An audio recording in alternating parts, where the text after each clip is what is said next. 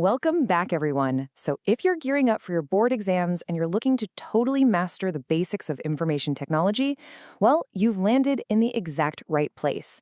In today's explainer, we're basically treating this like a gamified crash course. We're going to level up your knowledge, conquer those foundational building blocks of IT, and give you the exact strategies you need to absolutely crush those exams. So, grab your notes, get focused, and let's get ready to level up. Okay, let's dive into this. Here is our roadmap for today. First, IT-enabled services unlocked. 2, building your IT career. 3, emerging trends reshaping tomorrow. 4, Chapter 1 speed revision. And finally, 5, conquering the board exams. All right, let's hit the ground running. Section 1. IT-enabled services unlocked. Welcome to Level 1, guys. Now, before we can even talk about the future, we really need to understand how information technology powers the actual business world right now. So at the core of this whole thing is ITs, or Information Technology Enabled Services. Think of this as the engine that drives everything. It's all about using IT to literally level up business operations, making things higher quality, vastly more efficient, and incredibly fast.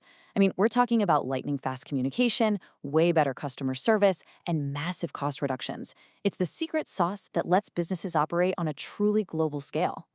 And this brilliantly illustrates how the industry divides these services into two main camps. On one side, we have BPO, Business Process Outsourcing.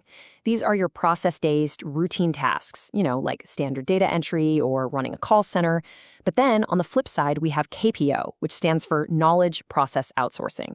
This is highly specialized, knowledge-based work that requires serious expertise. We're talking medical research or complex financial analysis. It's the same core concept of outsourcing, just taking it to a completely different level of expertise. Let's put this into perspective with a couple of real-world examples. First up, LPO, or Legal Process Outsourcing. This is where giant law firms actually outsource their heavy-duty legal documentation, contract management, and research. Pretty wild, right? Second, call centers.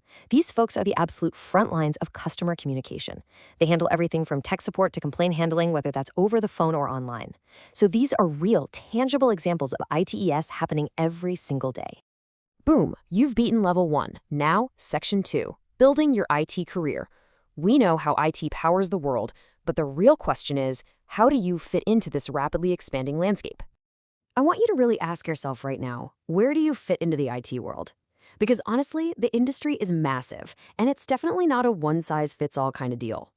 Whether you're a super creative thinker, a hyper-logical problem solver, or an amazing communicator, there is a specialized role literally waiting for you.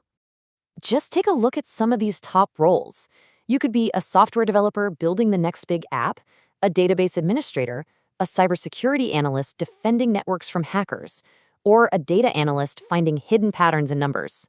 But here is the absolute kicker. Look at the skills required. Sure, programming and technical chops are important, but right alongside them, logical thinking, problem solving, teamwork, and communication.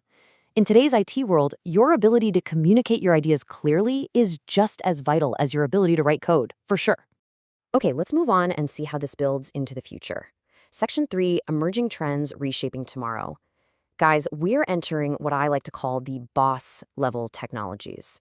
These are the trends that are fundamentally reshaping our entire world. First up, the absolute heavy hitters. Artificial intelligence and machine learning.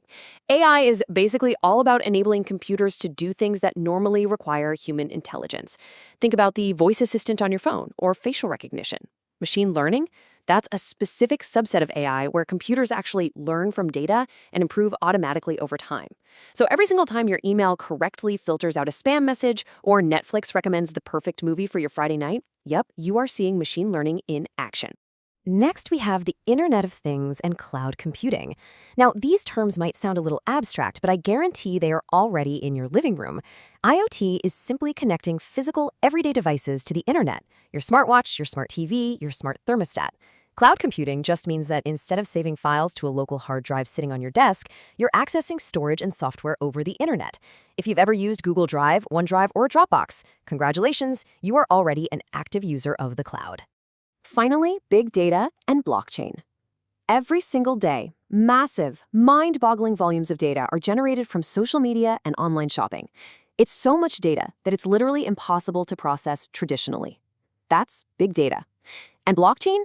Well, it's a highly secure digital ledger that records transactions in linked, unchangeable blocks.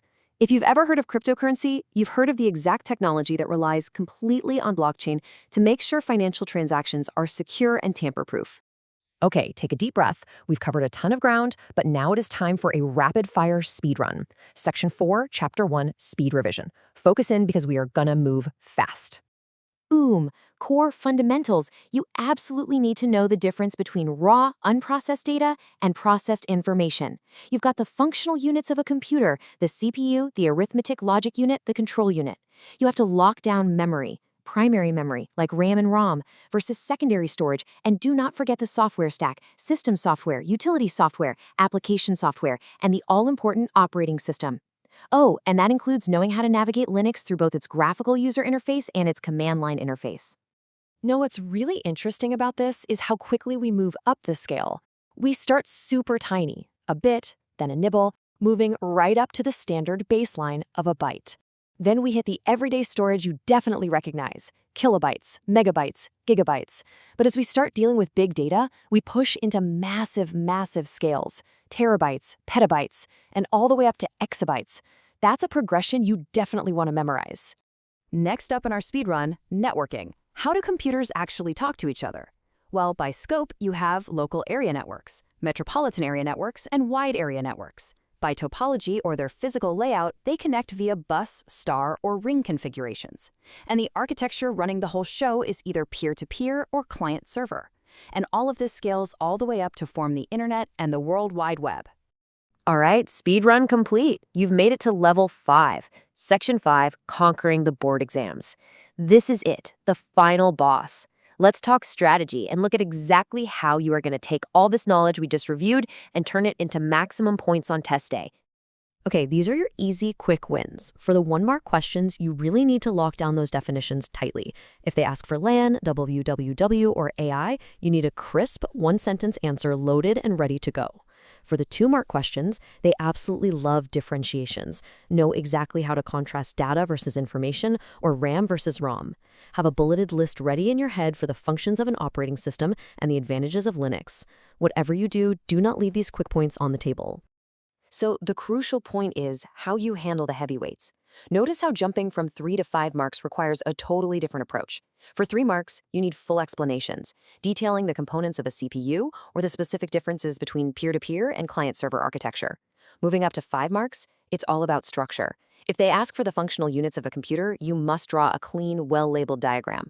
If they ask about software or ITS, you need to classify the types and expand on every single one with actual real-world examples. And just like that, you have completed the 10-lecture series and absolutely conquered Chapter 1. Seriously, great job. You understand the services, the careers, the emerging trends, and you've got the exam strategies down cold. But I'm going to leave you with this. Now that you understand the foundational hardware and software running our world, how exactly do we organize and control the massive oceans of data constantly flowing through it? Are you ready to tackle Chapter 2, Introduction to Database Management Systems?